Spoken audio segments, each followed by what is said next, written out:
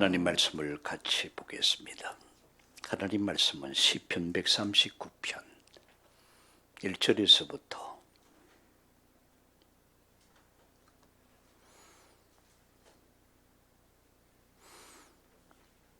우리 함께 같이 읽겠습니다. 여호와여, 주께서 나를 살펴보셨으므로 나를 아시나이다.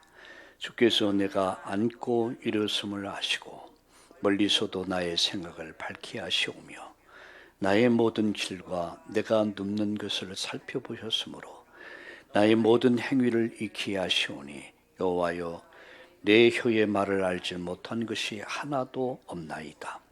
주께서는 나의 앞뒤를 둘러싸고 내게 안수하셨나이다. 이 지식이 내게 너무 기이하니 높아서 내가 능히 미치지 못하니이다. 내가 주의 영을 떠나 어디로 가며 주의 앞에서 어디로 피하리까? 내가 하늘에 올라갈지라도 거기 계시며 수월의 자리를 펼지라도 거기 계시니이다. 내가 새벽 날개를 치며 바다 끝에 가서 거주할지라도 거기서도 주의 손이 나를 인도하시며 주의 오른손이 나를 붙드시니이다. 내가 혹시 말하기를 흑암이 반드시 나를 덮고 나를 두른 빛은 밤이 되리라 할지라도 주에게는 흑암이 숨기지 못하며 밤이 낮과 같이 비추나니 주에게는 흑암과 빛이 같음이니이다. 아멘.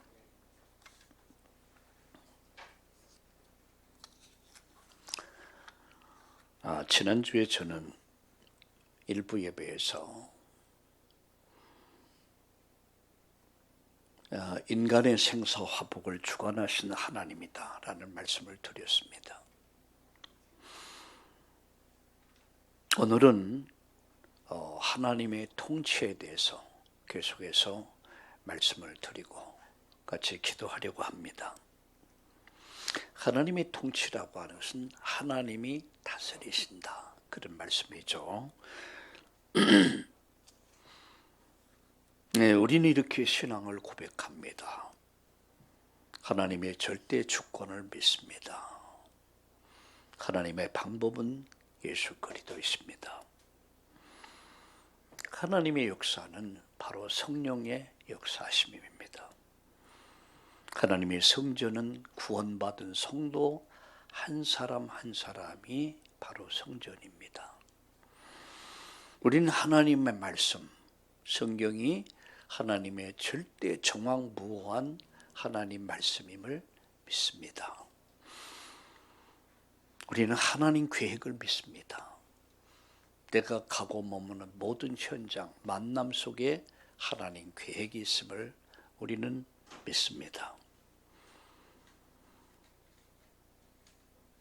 우리는 하나님의 통치를 믿습니다.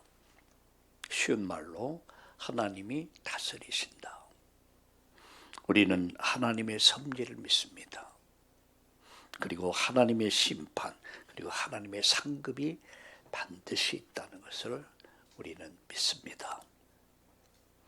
이것이 바로 우리의 신앙 고백이고 우리 교회의 신앙 고백입니다. 자, 성경을 잠깐 같이 볼까요? 여호와여, 주께서 나를 살펴보셨으므로 나를 아시나이다. 하나님은 우리를 살펴보십니다. 그리고 우리를 아십니다. 이건 불신자들에게는 무서운 소식이에요. 나를 안다는 거죠. 내가 어두운 데서 저질렀던 많은 문제의 죄악을 안 아신다는 얘기거든요. 그러나 우리에게는 구원받은 성도들에게는 기쁨의 소식이죠. 아, 주님이 나를 아시는구나. 그 다음 보세요. 2절에 주께서 내가 앉고 일었음을 아시고, 어느 정도 아시느냐? 내가 앉고 일었음을 아시고 멀리서도 나의 생각을 밝히 아신다. 내 생각까지. 행동을 보시는 것이 아니라 내가 어떤 생각을 하고 있는가를 아신다는 거죠. 그리고 3절에 나의 모든 길과 내가 눕는 것을 살펴보셨으므로 나의 모든 행위를 익히 아신다. 감시 카메라 같죠. 예, 요새 우리나라가 이 카메라 많이 설치돼서 함부로 아무도 없는 데서 오줌 누면 안 됩니다. 그것까지 다 보고 있어요. 하나님은 우리의 생각까지 살피신다는 이야기입니다. 그래서 4절에 여호와여 내 혀의 말을 알지 못하는 것이 하나도 없나이다. 5절에 주께서 나의 앞뒤를 수틀러 싸시고 내게 안수하셨나이다. 이게 앞뒤 옆 다 아신다는 얘기예요. 6절에 이 지식에 내가 너무 귀하여 높아서 내가 능히 미치지 못하나이다. 너무너무 엄청난 거예요. 8절에 내가 하늘에 올라갈지라도 거기 계시며 수월에 내 자리를 펼지라도 거기 계신 가장 밑바닥에 수월의 자리에 있다도 요나가 배 밑바닥에서 잠을 자고 있었죠. 하나님의 눈은 그것을 다 살피고 있었다는 거죠. 자, 9절에 보세요. 내가 새벽 날개를 치며 바다 끝에 가서 거주할지라도 새벽에 도망을 갔어요. 아무도 안 보니까. 근데 하나님은 어떻게 해요? 바다 끝까지 따라가신다는 거죠. 10절에 보세요. 거기서도 주의 손이 나를 인도하시며 주의 오른손이 나를 붙드시니이다. 내가 혹시 말하기를 흑암이 반드시 나를 덮고 나를 두른 빛은 밤이 되리라 할지라도 주에게는 흑암이 숨기지 못하며 밤이 낮과 같이 비추냐니 주에게는 흑암과 빛이 같음이니이다. 우리가 볼 때 어두우면 아무것도 안 보이니까 어떤 짓을 하든 상관이 없다 생각합니다. 온갖 범죄가 밤중에 이루어지죠. 사람은 잘 볼 수 없죠. 하나님은 낮과 밤이 하나님 앞에서는 아무 의미가 없다니. 이게 바로 시공을 초월한 하나님의 능력입니다. 하나님은 전능하시다. 하나님은 전지하시다. 라는 말씀입니다. 그래서 오늘 저는 여러분과 함께 하나님 통치에 대해서 하나님이 다스리신다. 이런 제목으로 말씀을 드리려고 합니다. 첫째는 하나님의 통치를 정말 믿는다면 그 하나님의 통치를 정말 믿는다면 어떤 상황에서도 살아남습니다. 그게 첫 번째입니다. 하나님이 아신다. 그럼 어떤 상황 속에서도 여러분 살아남습니다. 이사야 6장 13절에 보면 이런 말씀이 있죠. 밤나무 상술이 남은 배임을 당해도 그루터기가 남아있는 것 같이 우리 믿음의 선진들 그 선진들이 남아있다면 남은 자, 남을 자, 남길 자 참 제자가 누구냐? 남은 자가 제자입니다. 남을 자가 제자입니다. 남길 자 이게 믿음의 선진들이에요. 두 번째는요. 구름 같은 증인들을 보세요.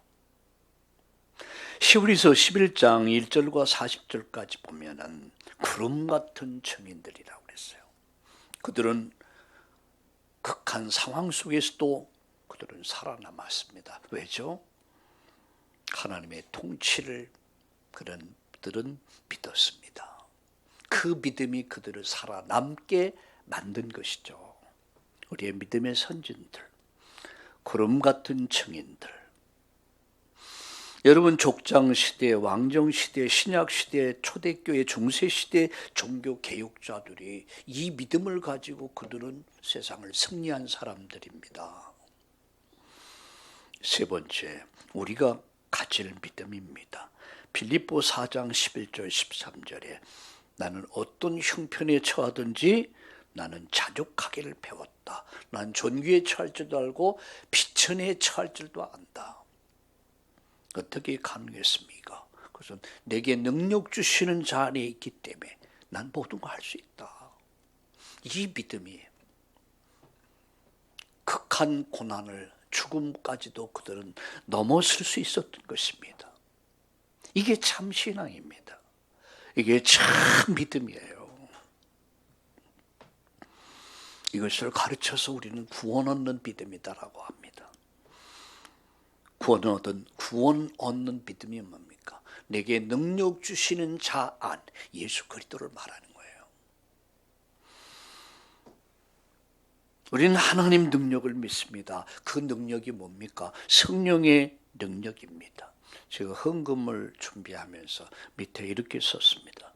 성령님의 임재와 역사를 기대하며 주일 예배를 기대합니다. 이렇게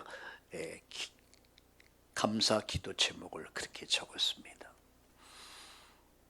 우리는 하나님 능력을 믿습니다. 그 능력이 뭡니까? 성령의 능력입니다. 성령이 임하면 권능이 임하고 권능이 임하면 증인이 되리라.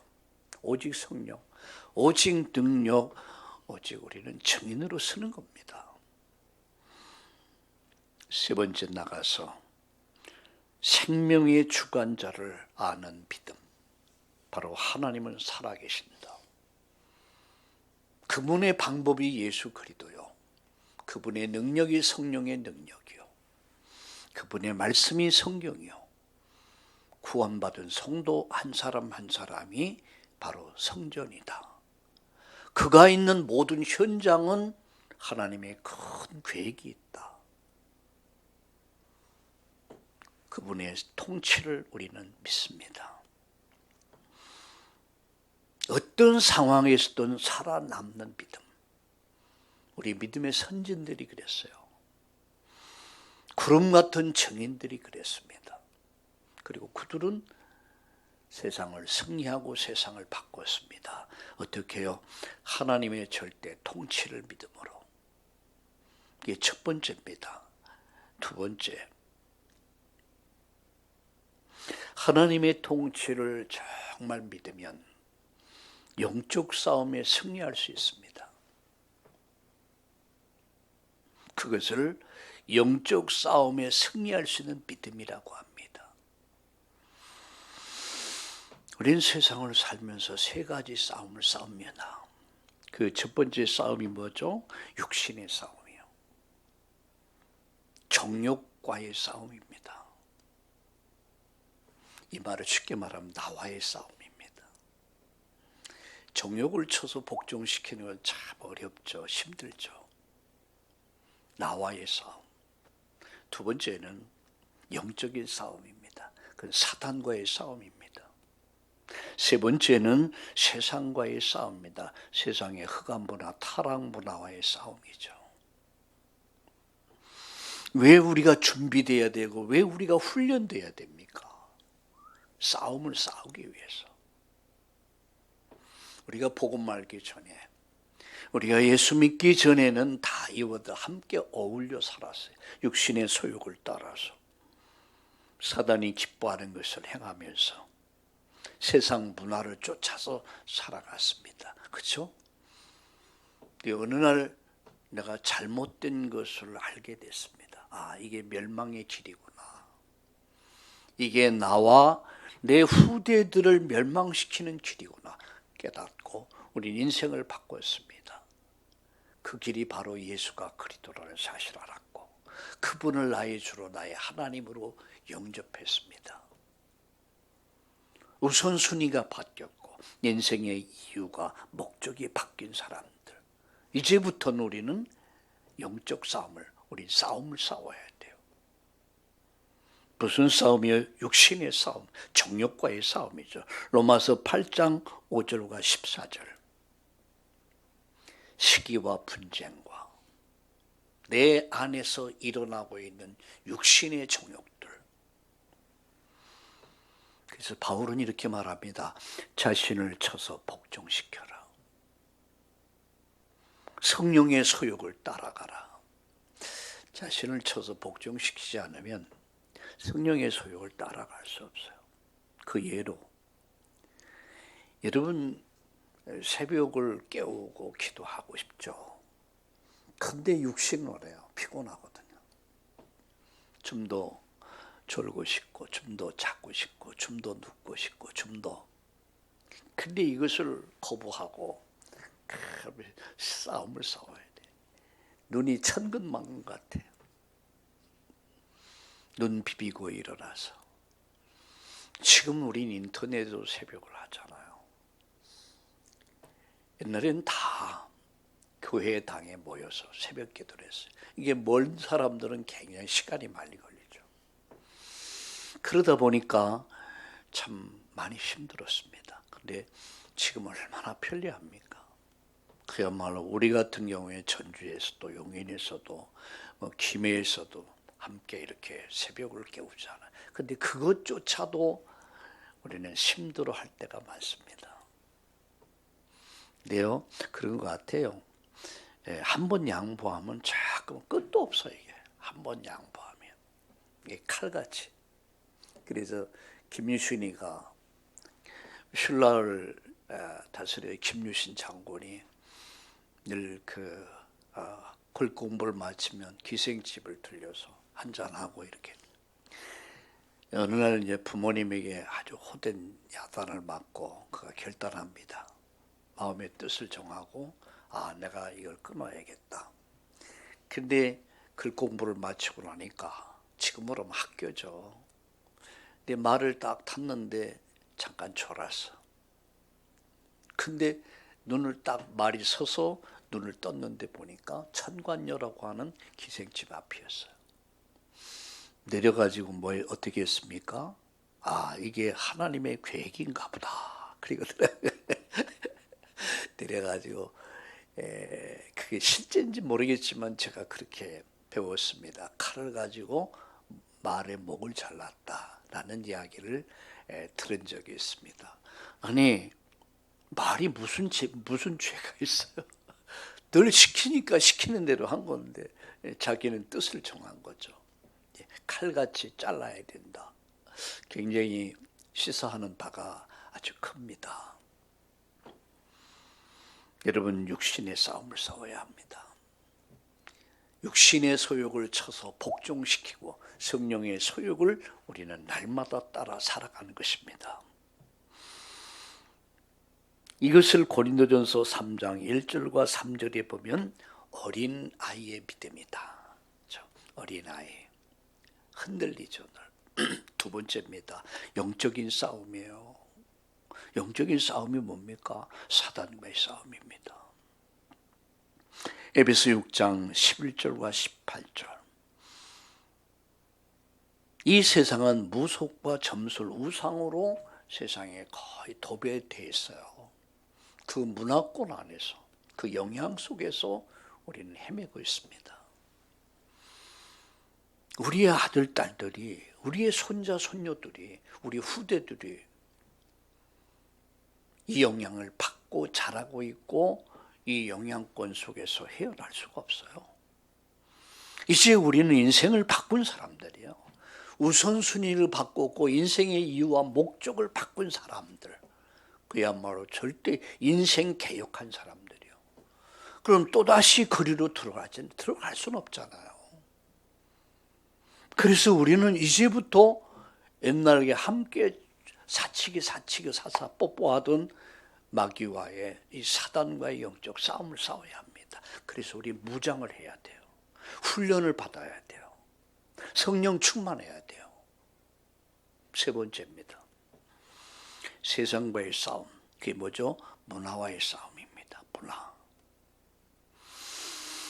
여러분, 지금 우리가 사는 세상은 흑암 문화, 타락 문화, 이 죄악의 문화가 아주 만연되어 있습니다.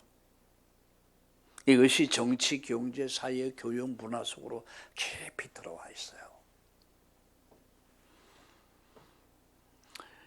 여러분, 그 예를 들어서 우리 고양이나 이 강아지나 우리 함께 살아가는 세상에서 동물들이죠. 그건 동물들입니다. 그는 인간이 아닙니다. 함께 이뻐해주고 함께 사랑해줘야 될 그런 동물들이에요. 그런데 보면 어떻게까지 변화됐냐면 고양이나 개나 또 돼지를 또 애완동물로 키운다고 그러더라고. 돼지, 토끼. 여러분 저도 토끼 길러봤어요. 돼지 길러봤어요. 냄새 무지무지하게 납니다. 진짜 냄새 많이 나. 우리가 사진에서 TV에서 봐서 아름다고 예뻐 보이죠. 근데 그 동물들을 인간과 동등으로 보고 있어요. 지금은 어느 정도입니까? 장례식장이 있습니다. 아주 화려하게 해놨어요. 납골당이 있습니다. 개 호텔, 목욕탕, 미용실, 개 영양식, 여러분 개 병원 많아요. 저는 개를 사랑합니다. 그리고 개를 많이 길러봤어요. 근데 개와 헤어질 때 너무너무 마음이 아파요. 그래서 다시는 내가 개를 기르지 않겠다. 사람을 사랑하는 것도 내가 부족한데 내가 거기다 내 인생을 뺏기면 안 되겠다. 근데 보니까 참 사람들 좋아해요. 요새는 보니까 막 업고 다니고. 나는 애기인 줄 알았어요. 그래서 애기 그 있잖아요. 애기 뒤에 이렇게 하는 거 거기다 안고 다니. 안고 다니는 건 이제 조금 받아들일 것 같아요. 얼마나 예쁘면 그럴까. 거기다 유모차에 태워가지고. 이야, 나는 누구 애기인가 이렇게 쳐다보니까 개가 타고 있어요. 그래서 웃었어요. 야, 사람들이 저렇게. 근데 여자들뿐만 아니라 요새 남자들도 그렇더라고요. 남자들도 여기다 우리 집에 옆에 오는 사람들 보니까 늘 개를 안고. 남자가 그래요. 참 이야기가 참 많이 힘들어요. 여러분 물론 사랑해야 되죠. 만물을 사랑해. 하나님 주신 거니까. 그런데 우리가 그들을 동등으로 보면 안 돼요. 뭔가가 이 문화, 이게 자꾸만 이 타락 문화, 또 흑암 문화, 이 사단의 문화 속으로 사람들이 자꾸 빠져들어가요. 이게 이런 문화와의 싸움을 싸워야 된단 말이야. 요한일서 2장 12절 17절. 육신의 정욕과 안목의 정욕과 이생의 자랑. 그래서 이렇게 말씀합니다. 세상과 세상에 있는 것을 사랑하지 말아라. 롯의 아내는 세상을 사랑하다가 뒤돌아보다가 뭐가 됐어요? 소금 기둥 됐어요. 우리는 복음 문화를 만들어야 되고요. 복음 문화를 따라가야 돼요. 오늘 우리 손녀딸이랑 어제 예배드리기 위해서 우리 집에 와서 잠자고 아침에 이제 오는데 전에 할머니가 우리 찬양하니까 막내 놈이 찬양 못하게 해요. 찬양을 못하게 해서 전에 할머니가 찬양을 못하게 하면 마귀야 그러니까 가만히 있어요. 이게 뭔가 이제 좀 시끄럽다는 얘기야. 시끄럽다는 얘기. 이게 교회 유치원에 다녀도 이제 뭐가 좀 자기에게는 흡족하지 않은 거죠. 할머니가 찬양을 못하게 하는 거. 그래서 마귀 자녀야. 그래서 마귀 자녀야. 그럼 또 울어요. 또 아니야, 난 마귀 자녀 아니야. 그래 맞아, 마귀 자녀는 아니야. 이게 문화란 말이야. 참 세상 문화가. 그래서 우리는 어릴 때부터 저는 5월은 가정의 달 아닙니까? 또 우리 어린이 주일, 오늘은 어버이 주일. 가정을 회복하자는 얘기예요. 창조 질서를 회복하자는 얘기예요. 이게 다 무너져 버렸어요. 이제부터 우리는 세 가지 싸움 싸워야 합니다. 첫째는 육신의 싸움, 정욕. 두 번째는 영적 싸움, 사단. 세 번째는 세상과의 싸움, 바로 문화와의 싸움입니다. 건전한 문화, 복음 문화 우리 만들어야 되고요. 그 문화를 가지고 우리는 바꿔가야 돼요. 비정상적인 것들을, 타락한 것을, 무너진 것을 바꿔가야 돼요. 요새는 이혼도 하나의 문화가 되더라고요. 아직도 살고 있어? 여러분 이것이 보이지 않게 다 그게 만연되고 있어요. 이 문화가 무서운 거더라고요. 사단은 문화를 이용해서 우리 젊은이들을, 어린아이들을, 젊은이들을, 우리 그리스도인들을 타락시킨단 말이야. 자, 마지막. 하나님의 통치를 정말 믿는다면 우리는 세계에 선교할 수 있습니다. 우리는 세계에 선교할 만큼의 큰 믿음을 가져야 돼요. 여러분, 세계 선교할 만큼의 큰 믿음을 가지면 내 주위를 살립니다. 나를 만나는 주위 사람들을 살려내요. 그게 뭡니까? 전도입니다. 디모데후서 4장 2절. 때를 얻든지 못 얻든지 복음 가진 사람 당연히 복음이 나오게 돼 있어요. 내 주위를 변화시켜요. 내 주위를 살립니다. 나가서 여러분, 내가 살고 있는 지역을 살리는 것이 뭐예요? 그게 교회입니다. 옛날에 변형태 국무총리가 그런 말을, 변형태 국무총리입니까? 그분이 그런 말을 했죠. 교도소 10개를 짓는 것보다 교회 하나 세우는 것이 훨씬 낫다. 왜? 사람을 변화시키니까. 교도소는 뭐예요? 경찰서 뭡니까? 죄인들을 다루는 곳이야. 교회가 세워져서 정말 인간 정체성을 회복하면, 나를 찾고 내고 찾고 내 할 일을 찾은 사람으로 만들면은 그 사람이 위해서 가정도 변화되고 사회도 변화되고 여러분 나라도 변화됩니다. 그렇게 중요한 거예요. 교회가 살면 그 지역이 다 살아나요. 제 고향 교회가 그렇습니다. 한 부인이 복음을 갖게 됐고 이 부인이 읍내까지 걸어서 아이들 업고 관리고, 옛날엔 교통수단이 없었어요. 그리고 교회를 다녔어요. 제가 볼 때 엄청 먼 거리야. 제가 볼 때 한 1시간 가까이 걸어가야 돼. 그리고 걸어모아야 되고. 나중에는 저녁은 교회 갈 수 없으니까 집에서 아이들과 같이 예배를 드렸어요. 그러다 이웃집 초청해서 같이 이렇게 예배 드려요. 그러다 보니까 사람이 불어나서 목사님께 말씀드리고 전도사님 파송해서, 그래서 세워졌어요. 뭐가 교회가. 제 모교회입니다. 교회를 통해 한 100년 가까운 역사를 가지면서 수많은 목회자들과 수많은 정치인들, 경제인들, 수많은 인재를 길러냈어요. 이 교회를 통해서 주위의 교회들이 세워졌어요. 지역을 살려요. 그게 여러분 전도입니다. 지역을 살린단 말이에요. 세 번째, 마지막으로 다른 나라를 살리게 됩니다. 그 사람이 외국에 가요. 그럼 그 사람 가서 뭐합니까? 그 선교입니다. 마태복음 28장 16절 20절. 이 하나님의 통치를 정말 믿게 되면 어떤 상황에서도 살아남는다. 하나님의 통치를 정말 믿는다면 영적 싸움에 승리한다. 하나님의 통치를 믿는다면 세계에 선교하는 그 축복을 받게 된다. 로컬 교회와 파라교회, 모이는 교회와 흩어지는 교회, 우리 교회는 그렇게 돼야 돼요.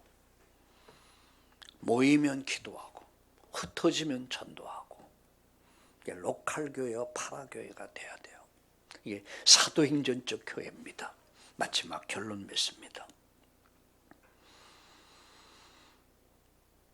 불신자들이 볼 때에 가장 멋있는 사람, 어떤 분이 안 믿는 사람이 그 얘기하다 저보고, 저 집 할아버지 할머님 참 멋있대. 그래서 뭐가 멋있는데요? 그러니까 부인이 권사님이래. 그래요? 그 다음에 하는 말, 늘 주일날이면 둘이 손잡고 교회 간대. 멋있게 보였나 봐요. 지금 어떻게 예수 믿습니까? 그러니까 자기는 옛날에 교회 다녔는데 지금은 방학 중이래. 그럼 빨리 교회 가셔야죠. 가까우면 우리 교회로 이끌겠는데 멀리서 제가 그 얘기를 들었어요. 멋있대. 불신자들이 볼 때 우리 예수 믿는 사람들이 어떤 사람이 돼야 돼요? 멋있는 사람 돼야 돼요. 여러분, 저는 요셉을 보면서 그런 생각을 해요. 모두를 다 살려내. 그죠? 포디발 가정을 살리고, 교도소를 살리고, 애굽을 살리고, 이스라엘 민족을 살리고, 나중에 그 형제들을 다 살리고, 포디발 부인도 살려줘. 모두를 살려. 얼마나 멋있습니까? 우리 멋있는 우리 성도님들 되기를 예수님의 이름으로 축원합니다. 세 가지 이유가 있는 사람이 되자. 살아야 할 이유, 건강의 이유, 경제 이유가 있는 사람들. 그게 여러분 창세기에 나타나는 4명의 족장들입니다. 아브람, 이삭, 야곱, 요셉. 그들은 뭡니까? 이유가 있는 삶을 살았어요. 저도 여러분도 한 시대를 살고 갑니다. 흔적을 남깁니다. 그때 우리 후대들이 어떻게 나를 기억할 것인가? 이유가 있는 삶을 사는 저와 우리 성도님들 되기 바랍니다. 하나님의 통치, 하나님은 다스리신다. 그 속에 내가 있다는 사실, 우리가 있다는 사실을 믿고 오늘 그 믿음 회복하고 새로운 아침을 시작합시다. 살아계신 하나님, 하나님의 통치를 믿습니다. 어떤 상황 속에서 살아남고 영적 싸움에 승리하며 세계 선교할 만큼의 큰 믿음을 가지고 우리 참다운 교회가 전주, 용인, 서울에 우리 모든 인터넷으로 예배하는 이들이 이 믿음 가지고 하나님 날 만나는 모든 사람들을 살려내고 지역을 살려내고 민족 세계를 살리는 그런 이 시대의 전도자들로 선교사로 세워지게 하여 주옵소서. 정말 멋있는 불신자들이 볼 때도 멋있는 우리 그리스도인들이 되게 하여 주옵소서. 참다운 성도님들 되게 하여 주시옵소서. 오늘 이날을 축복하시고 우리 전주의 용인의 서울에 우리 모두 함께 대면 비대면으로 예배하는 모든 성도들을 한 분 한 분을 축복하시고 저들의 인생이 정말 멋있고 가정이 멋있고 하나님 저들이 하는 범사에 하나님의 돕는 은혜로 말미암아 되어지고 이루어지는 기적을 날마다 체험하는 성령의 사람들 되게 하여 주옵소서. 예수님의 이름으로 기도드리옵나이다. 아멘.